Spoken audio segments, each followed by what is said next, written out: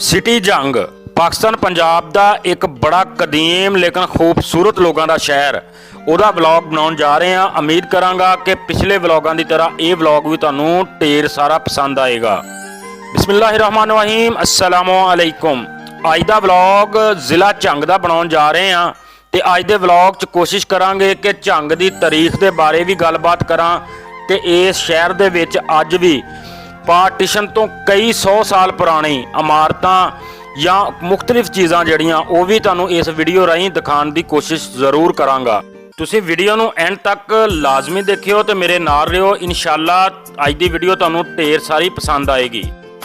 ਇਸ ਟਾਈਮ ਅਸੀਂ ਗੋਜਰਾ ਸਮੁੰਦਰੀ ਰੋਡ ਵਾਲੀ ਸਾਈਡ ਤੋਂ ਝੰਗ ਸ਼ਹਿਰ ਦੇ ਅੰਦਰ ਐਂਟਰੀ ਕਰ ਰਹੇ ਹਾਂ ਤੇ ਤੁਹਾਨੂੰ ਦੱਸਦਾ ਚੱਲਾਂ ਕਿ ਇਹ ਸ਼ਹਿਰ ਤਕਰੀਬਨ 1288 ਦੇ ਵਿੱਚ ਰਾਏ ਸਿਆਲ ਨੇ ਹਜ਼ਰਤ ਸ਼ਾਹ ਜਲਾਲ ਬੁਖਾਰੀ ਆਪਣੇ ਪੀਰ ਦੇ ਮਸ਼ਵਰੇ ਦੇ ਨਾਲ ਬਣਾਇਆ ਸੀ ਤੇ ਝੰਗ ਦਾ ਪਹਿਲਾ ਹੁਕਮਰਾਨ 1462 ਵਿੱਚ ਮਾਲ ਖਾਨ ਸੀ। ਸਿਆਲ ਕਬੀਲੇ ਨੇ ਇਸ ਸ਼ਹਿਰ ਤੇ ਤਕਰੀਬਨ 360 ਸਾਲ ਹਕੂਮਤ ਕੀਤੀ ਤੇ ਸਿੱਖਾਂ ਦੇ ਇਕਤਦਾਰ ਸੰਭਾਲਣ ਤੋਂ ਪਹਿਲੇ 1812 ਤੋਂ ਲੈ ਕੇ 1822 ਤੱਕ ਸਿਆਲ ਕਬੀਲੇ ਦਾ ਆਖਰੀ ਹੁਕਮਰਾਨ ਅਹਿਮਦ ਖਾਨ ਰਿਹਾ।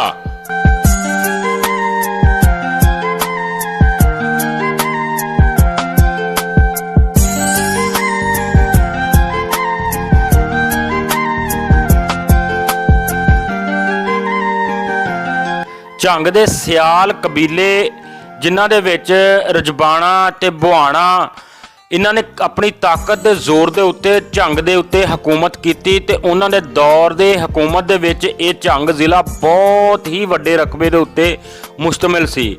ਅਗਰ ਗੱਲ ਕਰੀਏ ਮੁਜ਼ੱਫਰਗੜ੍ਹ ਦੀ ਹਦੂਦ ਤੱਕ ਝੰਗ ਜ਼ਿਲ੍ਹਾ ਹੁੰਦਾ ਸੀ ਤੇ ਇਧਰੋਂ ਪੂਰਾ ਚਨਿਓਟ ਇਹਨੇ ਆਪਣੇ ਅੰਦਰ ਸਮਾਇਆ ਹੋਇਆ ਸੀ।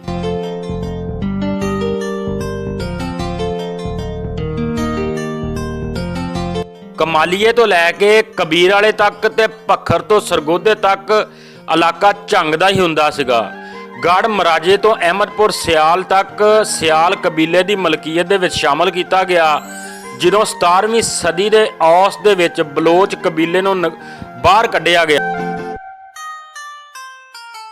ਚੌਂਕ ਅਯੂਬ ਚੌਂਕ ਝੰਗ ਦਾ ਬੜਾ ਮਸ਼ਹੂਰ ਤੇ ਬੜਾ ਮਸਰੂਫ ਚੌਂਕ ਆ। ਇੱਥੋਂ ਅਸੀਂ ਹੁਣ ਥੋੜਾ ਲਾਰੀ ਅੱਡੇ ਵਾਲੀ ਸਾਈਡ ਨੂੰ ਸੱਜੀ ਸਾਈਡ ਨੂੰ ਘੁੰਮਦੇ ਹਾਂ ਤੇ ਅੱਗੇ ਜਾ ਕੇ ਤੁਹਾਨੂੰ ਝੰਗ ਦਾ ਲਾਰੀ ਅੱਡਾ ਵੀ ਦਿਖਾਉਣ ਦੀ ਕੋਸ਼ਿਸ਼ ਕਰਾਂਗਾ।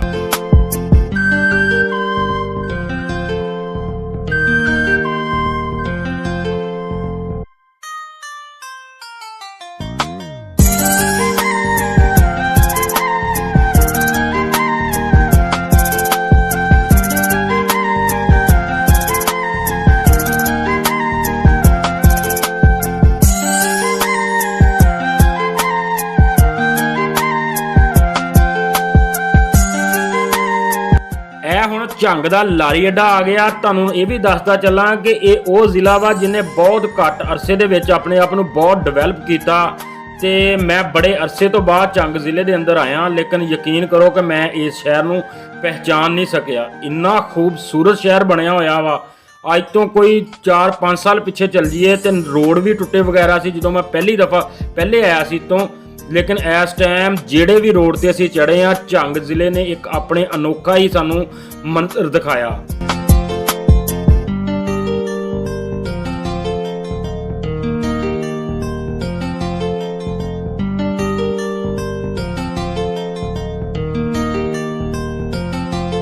ਸਰਗੋਧਾ ਰੋਡ ਆ ਜਿਹੜਾ ਖਤਮ ਹੋ ਗਿਆ ਬਾਈਪਾਸ ਤੇ ਹੁਣ ਤੁਹਾਨੂੰ ਅੱਗੇ ਇੱਥੋਂ ਤਕਰੀਬਨ ਸਰਗੋਧਾ ਮਲਤਾਨ ਰੋਡ ਇਹਨੂੰ ਕਿਹਾ ਜਾਂਦਾ ਵਾ। ਤੇ ਹੁਣ ਜਿੱਦਾਂ ਹੀ ਅਸੀਂ ਮੁੜ ਕੇ ਮੈਂ ਕਿਹਾ ਹੁਣ ਦੂਸਰੀ ਸਾਈਡ ਤੇ ਜਾ ਕੇ ਦੂਸਰਾ ਇਲਾਕਾ ਜਿਹੜਾ ਝੰਗ ਜ਼ਿਲ੍ਹਾ ਬਹੁਤ ਵੱਡਾ ਜ਼ਿਲ੍ਹਾ ਵਾ ਤੇ ਮੁਕੰਮਲ ਤੇ ਨਹੀਂ ਇਸ ਵੀਡੀਓ ਦੇ ਵਿੱਚ ਦਿਖਾ ਸਕਾਂਗਾ, ਲੇਕਿਨ ਅਗਰ ਵੀਡੀਓ ਅੱਛੀ ਲੱਗੀ ਆ ਤੁਹਾਨੂੰ ਪਸੰਦ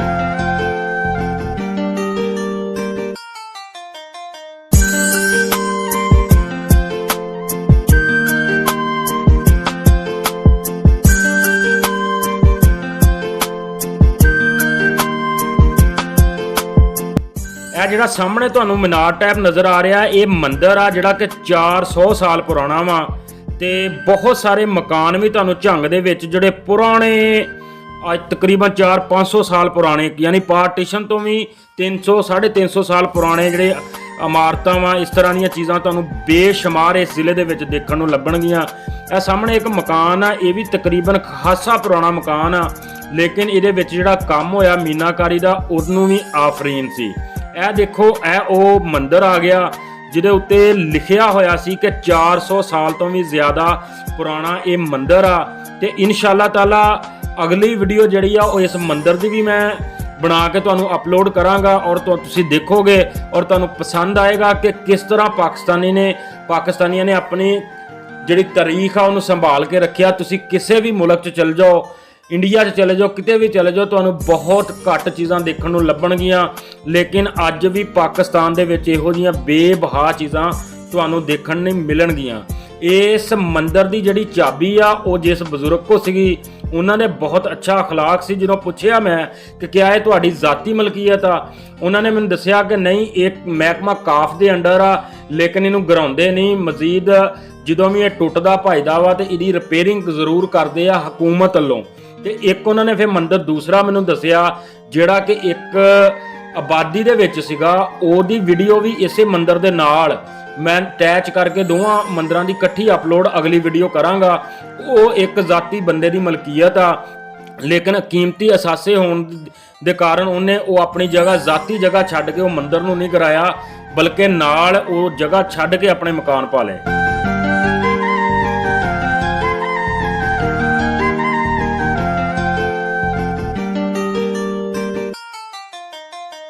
ਹੁਣ ਆਪਣੇ ਭੈਣ ਭਰਾਵਾਂ ਅੱਗੇ ਇਹ ਗੁਜ਼ਾਰਿਸ਼ ਆ ਕਿ ਅਗਰ ਤੁਸੀਂ ਮੇਰਾ ਇਹ ਵੀਡੀਓ ਦੇਖ ਰਹੇ ਹੋ ਤੇ ਇਹ ਆਪਣੇ ਪੰਜਾਬ ਦੇ ਰੰਗ, ਪੰਜਾਬੀ ਜ਼ਬਾਨ ਨੂੰ ਪ੍ਰਮੋਟ ਅਸੀਂ ਜ਼ਰੂਰ ਕਰਨਾ। ਤੁਸੀਂ ਮੇਰੇ ਚੈਨਲ ਨੂੰ ਫਾਲੋ ਕਰਨਾ, YouTube ਤੇ ਜਾ ਕੇ ਸਬਸਕ੍ਰਾਈਬ ਜ਼ਰੂਰ ਕਰਨਾ, ਸਮੁੰਦਰੀ ਵਲੌਗਰ, ਤੇ ਵੀਡੀਓ ਨੂੰ ਲਾਈਕ ਤੇ ਜਿਹੜਾ ਵੀ ਵੀਰ ਭੈਣ ਦੇਖ ਰਿਹਾ ਇਹ ਸ਼ੇਅਰ ਕਰਨਾ ਨਾ ਭੁੱਲਿਓ। ਇਹਨੂੰ ਲਾਜ਼ਮੀ ਸ਼ੇਅਰ ਕਰਿਓ ਤਾਂ ਕਿ ਪੰਜਾਬੀ ਜ਼ਬਾਨ ਨੂੰ ਅਸੀਂ ਪੂਰੀ ਦੁਨੀਆ ਦੇ ਵਿੱਚ ਮੁਤਾਰਫ ਕਰਾ ਸਕੀਏ।